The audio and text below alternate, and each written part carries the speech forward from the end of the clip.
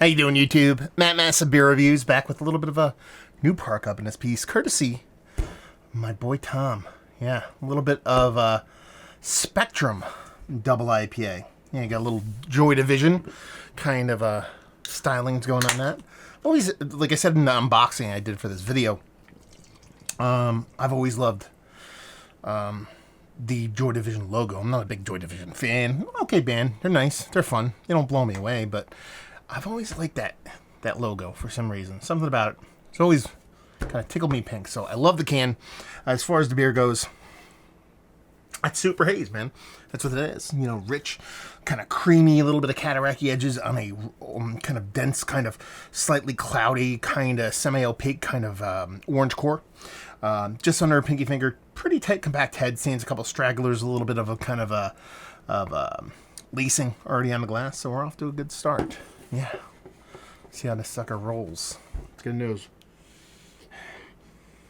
I mean, that smells nice. It's got this big green component that I don't know if it's going to come off like grassy green or weedy green in the taste, but it's definitely there. And the other end of things, it's a little bit of a muted kind of melon orange combination. Nothing too vibrant, but I dig where it's going. Yeah. I just tried to like kill a sneeze right there by huffing it as hard as I could. But yeah, she smells nice. She has this richness, this density to it, almost like it actually weighs heavy. The nose is heavy, but that green is leading the way with that kind of melon orange kind of combination going on there. Smells like it's going to be sweet, not overly sweet. The only thing I could say negative about the nose. Two things, actually. One, it smells like a 6.5% IPA, not an 8 and change IPA or 8% IPA.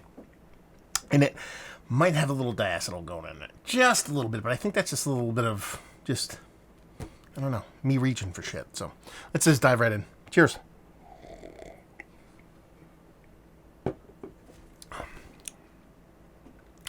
Yeah, see, it pretty much follows the nose. Almost identically. And is identically a word? Identically? That's not a word. Anyway, we're going to keep going. And then it has this kind of sharp green that honestly still doesn't come off as like a weed green or a grassy green. It's more of a sharp kind of like just generic kind of hot pellet green. And the other end of things, you have this kind of melon with this little bit of soft kind of orange, but it actually kind of slowly drifts into this kind of creamsicle kind of thing. So that's pretty cool. There's a little bit of high level carbonic acid thing going on here. Nothing as overt or as crazy as like foam or a lot of the more recent kind of Trillium or Treehouse beers. It's definitely there. I do get that little subtle little buttery vibe going in here. I assume it's a hop creep thing. Talking about dates on this. You know, you're talking about this being a whopping almost a month old. So it's probably a little bit just of diacetyl based off of hop creep. It's nothing overtly negative or anything that's kind of, you know, in your face. It's nice. It's hefty. It drinks more like 8% than the nose would lead you to believe. And it's a tasty beer. It's a fun beer. It's a really good, well done double IPA hazy. Done and done. I mean, really, it lacks a little bit of pizzazz, a little bit of kind of like chutzpah, but at the same time, it's definitely better than a lot of the kind of base kind of double IPAs I've had as of late. So it's one of those weird ones where it's tasty, it's nice, I appreciate it, I'm going to drink the fuck out of it, but at the same time, it just lacks a little bit of wow factor for me. And that kind of keeps it from being an upper echelon beer, at least in the hazy game. So let's talk about it. One of the better double hazies I've had as of late. Yeah, it's just not towards the top. It's kind of, floating around in the middle ground.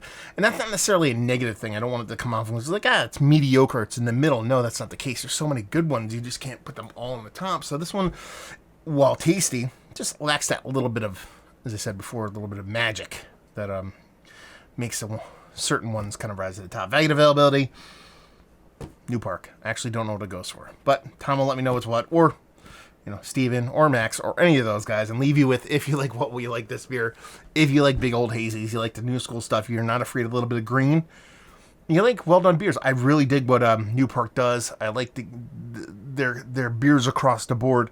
Been to the brewery a couple times, and I dig what they do, and they're probably one of the better kind of, I don't want to say like blanket like core three. If I was to say core three, and by core three I mean like the big time beers that everybody likes, whether it comes to kind of Imperial Stout, Hazy, and fruit beer, they're in the mix for one of the better breweries. I mean, their blender series is absolutely fantastic.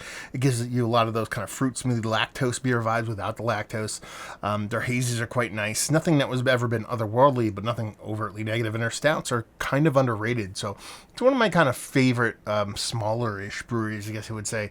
And something I definitely hit every time I come in and around that area up there. So yeah, if you like hazies from a really fun little brewery, then you'll like this one. So there you go. A little herky-jerky review in the books. Thank you very much again, Tom, for sending this off. Hopefully you guys enjoyed the review. Down there if you want to talk about it. Massive Beers, if you want to check me out doing the social media stuff. Beer Massive. Want to check me out doing the whole podcasting thing. And hopefully you guys enjoyed the review. Hopefully you're enjoying a little hazy right now. And hopefully see you next time. Cheers.